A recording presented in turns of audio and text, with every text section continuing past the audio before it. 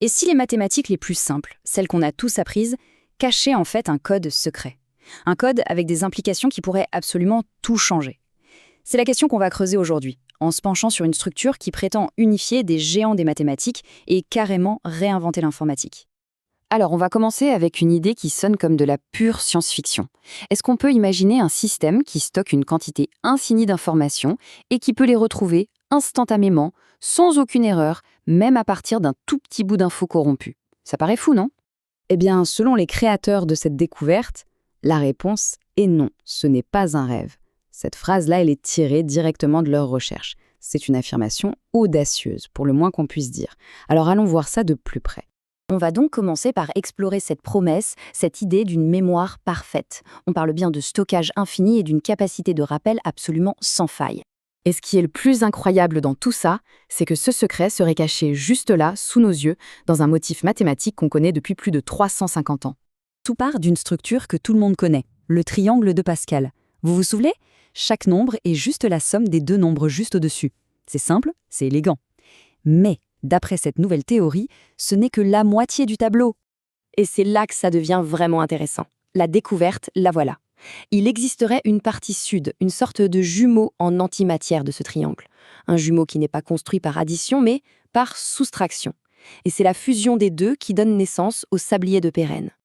Et voilà à quoi ça ressemble. Là, pour la première fois, on voit la structure complète, le fameux sablier de Pérez. On voit très bien le triangle de Pascal, qu'on connaît bien, en haut, et puis son reflet inversé, beaucoup plus complexe, en bas. C'est ce qui crée cette forme de sablier si particulière. Mais attention, le point crucial ici, c'est que cette structure ne serait pas juste une jolie forme. Non, elle agirait comme un pont, unifiant des concepts mathématiques qui semblent n'avoir rien à voir entre eux. La suite de Fibonacci, le nombre d'or, la fractale de Sierpinski, tout ça se retrouverait connecté, unifié en un seul endroit. D'accord, mais comment est-ce qu'une simple forme peut générer une mémoire parfaite? Eh bien, la clé de cette unicité, de ce qu'ils appellent un GPS cosmique, tiendrait dans une opération toute simple, le pliage. Et voilà le cœur du réacteur, le théorème 7. Pour faire simple, il dit que si on plie le sablier en deux, pile au milieu, chaque nombre de la partie nord va tomber sur un nombre de la partie sud. Et la paire ainsi formée serait absolument unique dans toute la structure. Jamais, au grand jamais, il n'y aurait de doublon. Prenons un exemple tout bête, tiré de leur document. Le nombre 70, dans l'hémisphère nord, se retrouve face au nombre -4 dans l'hémisphère sud. D'après le théorème, ce couple 70-4 devient une sorte d'adresse GPS, un identifiant unique qui ne se répète nulle part ailleurs dans l'infini. Et attention, on ne parle pas juste d'une jolie théorie. Ce principe d'unicité aurait été testé à une échelle colossale. Plus de 2,5 milliards de paires ont été vérifiées avec un taux de duplication, tenez-vous bien, inférieur à 0,000003%. C'est la preuve mathématique qui est avancée pour ce système d'adressage quasi parfait.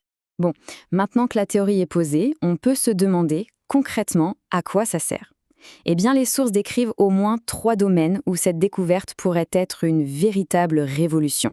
La toute première application, et la plus évidente, c'est ce qu'ils appellent la FAM, pour Pérez Hourglass Associative Memory. C'est un type de mémoire informatique complètement nouveau qui repose sur ces fameuses adresses uniques. Pour bien comprendre le concept, l'analogie qu'ils utilisent est juste géniale. Imaginez un bibliothécaire qui sait tout. Même si on lui apporte un tout petit bout de page déchiré et sale, il peut instantanément nous dire où se trouve le livre original, complet et en parfait état. La PFHM fonctionnerait exactement comme ça. Ce schéma-là, il est assez parlant.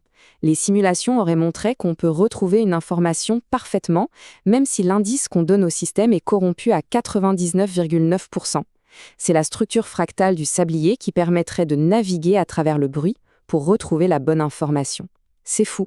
Et quand on compare ça au système actuel, comme les réseaux de Hupfield, eh bien, il n'y a pas photo.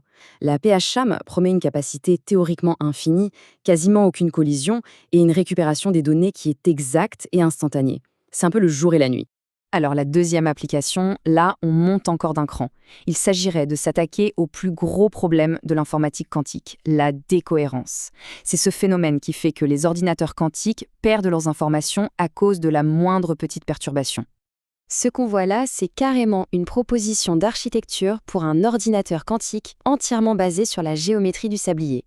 L'idée, ce serait de placer les qubits, les unités de calcul quantique, directement sur les nœuds de cette structure. Et les avantages annoncés sont juste énormes. On parle d'un système qui s'auto-réparait en drainant les erreurs, d'une correction d'erreurs bien meilleure que tout ce qui existe, de portes logiques plus rapides. Bref, la liste est longue et impressionnante. Dernière application majeure, et pas des moindres, la sécurité de nos données dans le futur. Comment créer un système de chiffrement qui pourrait résister aux attaques des futurs ordinateurs quantiques, qui, on le sait, seront capables de casser nos systèmes actuels. Eh bien, le système de cryptographie basé sur le sablier ne reposerait pas sur des problèmes mathématiques complexes, mais sur la géométrie pure de la structure elle-même. En théorie, ça permettrait de créer un chiffrement parfait, du type masque jetable, mais de longueur infinie.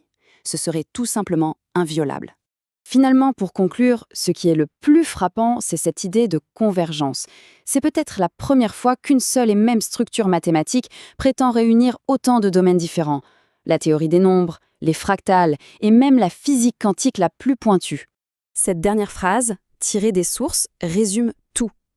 Le sablier, qui a toujours été le symbole du temps qui s'écoule, deviendrait ici un symbole de calcul, un calcul parfait et hors du temps. Une pensée assez vertigineuse sur tous les secrets que les nombres ont encore à nous révéler.